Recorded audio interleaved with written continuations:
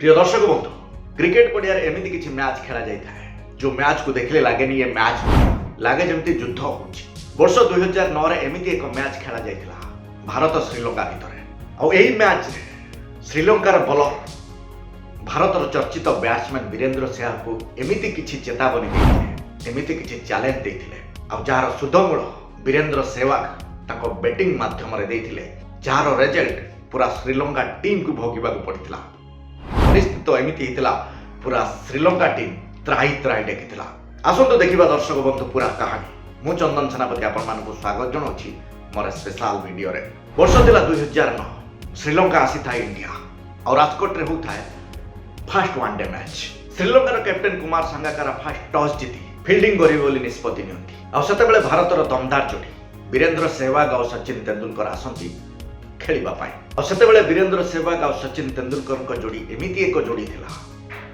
Bowler माने डरुथुले एमानक आगरे bowling करिबा पाई और जेतेबेले वीरेंद्र सेहवाग एंट्री मारिले सेतेबेले श्रीलंकार बॉलर कुलशेखरा एया कहबा को पछै नथिले आज मु तुमको तमर औकात देखाई कि रहिबी वीरेंद्र सेहवाग किछि न कहि आगु को चली जांती खेलिबा पाई तबे बॉलिंग करिवे कुलशेखरा आगरे अछंती वीरेंद्र सेहवाग और फास्ट बॉल को वीरेंद्र सेहवाग चौका मारती और सचिन तेंदुलकर 2 रन करी ताकर भी खाता खोलती गोटे पटे सचिन तेंदुलकर भाभी चिंती खेलुले किंतु वीरेंद्र सेहवाग कुलशेखरा बॉल को बाउंड्री उपरे बाउंड्री मारी चलुले कुलशेखरा जेमिति जो टाइप रो बॉलिंग करुला सबु टाइप रो बॉल को वीरेंद्र सेहवाग नाधिन धिना होतले माने छक्का चौकार वर्षा करुले परिस्थिति एमिति हितला 7 ओवर आसु आसु भारतर स्कोर पहुंची जाइथिला 50 रन रे आ कुलशेखरा एडी रियलाइज करुतला मु कहा सहित पंगा नहीं गली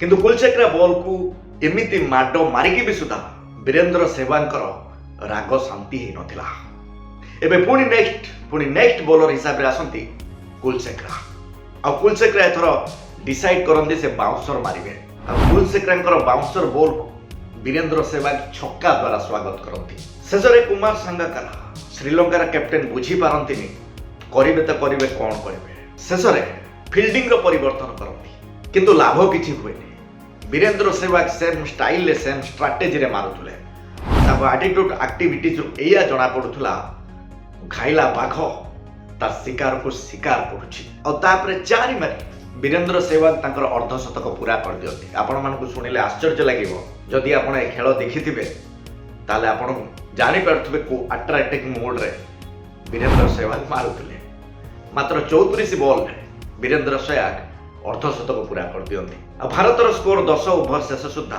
71 रन पाखरे पहुंची जाइथा आ सचिन तेंदुलकर भी वीरेंद्र सेहवाग सहित समान साथ दे मारुथुले जदि फील्डर पाखकु आसुथुले ताको मुंडो ऊपर बॉल को बाहर कर दउथुले सचिन तेंदुलकर आ जदि फील्डर दूर को जाउथुले ताले कम से कम 2-3 रन तो बाहर कर दउथुले सचिन तेंदुलकर आ ये परिस्थिति देखि पाकिस्तान रो कैप्टेन कुमार संगाकारा किछि बुझी पारु नथिले करिवे तो करिवे कौन करिवे एडी श्रीलंकार कैप्टेन भाबिले जदि बाउंसर बॉल मरा जिवो ताले किछि फरक पड़िबो किंतु किछि लाभ हेलानी माने पाकिस्तान रो बॉलर फर्नांडो को सुजोग दियंती कुमार संगाकारा बॉलिंग करबा पई आ फर्नांडो बाउंसर मारती आ सचिन तेंदुलकर हल्का पुल कर दियंती बॉल थर्ड मैन आर को जाई बाउंड्री बाहर को चली जाए आ चौका माध्यम रे भारतर स्कोर पहुंची जाए 100 रन रे आ नेक्स्ट बॉल को चौका मारी सचिन तेंदुलकर तांकर अर्धशतक पूरा करंती प्रिय दर्शक बंधु एठी पावर प्ले सरी जाइतिला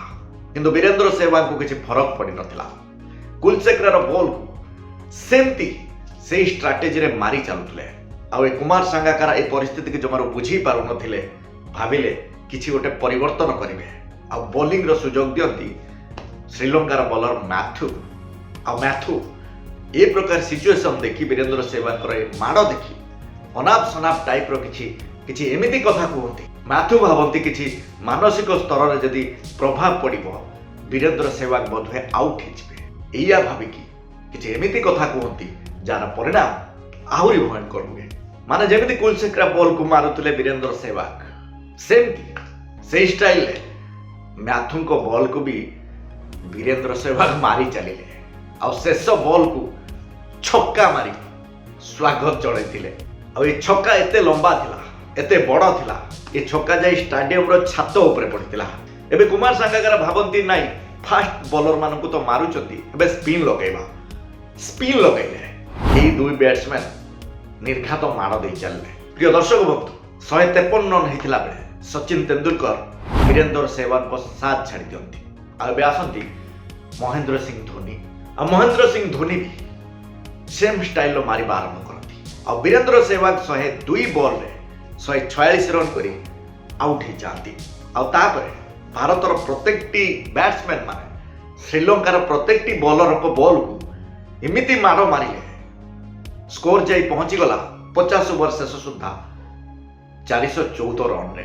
ଆଉ ସେତେବେଳେ କ୍ରିକେଟ ଇତିହାସର ଇଏ ଥିଲା ସବୁଠୁ ଲମ୍ବା ଆଉ ବିଶାଳ ସ୍କୋର। କିନ୍ତୁ ଦର୍ଶକ ବନ୍ଧୁ, ଏତେ ବଡ଼ ବିଶାଳ ସ୍କୋର ଆଖି ଆଗରେ ତଥାପି ଶ୍ରୀଲଙ୍କାର ଯେଉଁ ବ୍ୟାଟ୍ସମ୍ୟାନ ଆସିଲେ ବ୍ୟାଟିଂ କରିବା ପାଇଁ ତାଙ୍କ ଫେସିଆଲ ଏକ୍ସପ୍ରେସନରୁ ଜମାରୁ ଜଣା ପଡ଼ୁନଥିଲା ସେମାନେ ଏହି ମ୍ୟାଚକୁ ହାରୁଛନ୍ତି ବୋଲି। କାହିଁକି ନା ପୁରା ଏକ୍ସାଇଟେଡ୍ ମୁଡ୍ରେ ଆସିଥିଲେ ଏମାନେ ଏହି ମ୍ୟାଚକୁ ଜିତିବା ପାଇଁ। ଆଉ ଯେମିତି ଭାରତ ଧୂଆଁଧାର ମାଡ଼ ଦେଇଥିଲା, ଏମାନେ ବି ସେମିତି ସେଇ ଷ୍ଟାଇଲର ଷ୍ଟାର୍ଟିଂରୁ ରନ୍ ନେଇ ଗଲେ ଯେମିତି ଏହି ମ୍ୟାଚକୁ ଏମାନେ ଜିତିଯିବେ। ଏବେ ମୁଁ ନେଇଯିବି এই সেকেন্ড ইনিংসর শেষ আড়କୁ। প্রিয় দর্শক বন্ধু, শ্রীলঙ্কা 400 রন পার করে সারিଥିଲା। প্রিয় দর্শক বন্ধু, এবে এই ম্যাচর আমি যা শেষ ভাগক মানে শেষ ওভর আউ দুইটা বলକୁ জিতিবা পাই 6 রনর দরকার। আউ বোলিং করুଛନ୍ତି আশিষ নেহরা। আশিষ নেহরাଙ୍କର এটা 5 নম্বর বল। আশিষ নেহরা বল পকাନ୍ତି, শ্রীলঙ্কার ব্যাটসম্যান সিঙ্গল রন নিଅନ୍ତି। ଆଉ ଏଠି ଆଶିଷ ନେହରାଙ୍କର ଗୋଟେ ବଲ୍ ଆଉ ଶ୍ରୀଲଙ୍କାକୁ ଜିତିବାକୁ 5 ରନ୍। ଏଠି ଦୁଇ ଦେଶର ଯେଉଁ ଦର୍ଶକ, ଦୁଇ ଦେଶର ଯେଉଁ ଖେଳାଳି, ସେମାନଙ୍କର ହାର୍ଟ ବିଟ୍ ବଢ଼ି ଯାଇଥିଲା। କାହିଁକି ନା ସ୍କୋର ଏତେ ବଡ଼ ଥିଲା, ସେ ସ୍କୋର ପାଖରେ ଶ୍ରୀଲଙ୍କା ପହଞ୍ଚି ଯାଇଥିଲା। ଆଉ ଏବେ ଦୁଇ ଦେଶ ଜିତିବା ହାରିବା ମଝି ରାସ୍ତାରେ ଠିଆ ହେଇଥିଲେ। ଯଦି ଏଠି ଶ୍ରୀଲଙ୍କା ଛକା ମାରୁଛି ତାହେଲେ ଏ ମ୍ୟାଚକୁ ସେ ଜିତି ଯାଉଛି, ଯଦି ଚୌକା ମାରୁଛି ଏ ମ୍ୟାଚ ଡ୍ର ହେଇଯାଉଛି। ଆଗରେ ଅଛନ୍ତି କୁଲଶେଖରା। ଗୋଟେ ବଲ୍ ଅଛି, ଏଇ ଗୋଟେ ବଲ୍ରେ ତାଙ୍କୁ କରିବାକୁ ପଡ଼ିବ 5 ରନ୍। ଆଶିଷ ନେହରା ବଲ୍ ପକାନ୍ତି, କୁଲଶେଖରା ଲମ୍ବା ସଟ୍ ମାରନ୍ତି, କିନ୍ତୁ ବଲ୍ ତଳ ଆକାରରେ କି ଉପର ଆକାରରେ ବାଉଣ୍ଡ୍ରି ବାହାରକୁ ଯାଏନି। ଭାରତୀୟ ଫିଲ୍ଡରଙ୍କ ହାତରେ ଫିଲ୍ଡିଂ ହେଇଯାଏ। ଆଉ ଶ୍ରୀଲଙ୍କା ଏହି ମ୍ୟାଚକୁ 3 ରନ୍ରେ ହାରିଯାଏ। প্রিয় দর্শক বন্ধু, যদি এই ভিডিও আপনার ভাল লাগিথিব তাহলে লাইক শেয়ার সবসক্রাইব করা জমার ভুলবেনি। রହୁଛି পুଣି দেখা হব ଆଉ ଗୋଟେ ଜବରଦସ୍ତ ଭିଡିଓ ସହିତ। ସେତେ ପର୍ଯ୍ୟନ୍ତ ବିଦାୟ ଦିଅନ୍ତୁ। ନମସ୍କାର।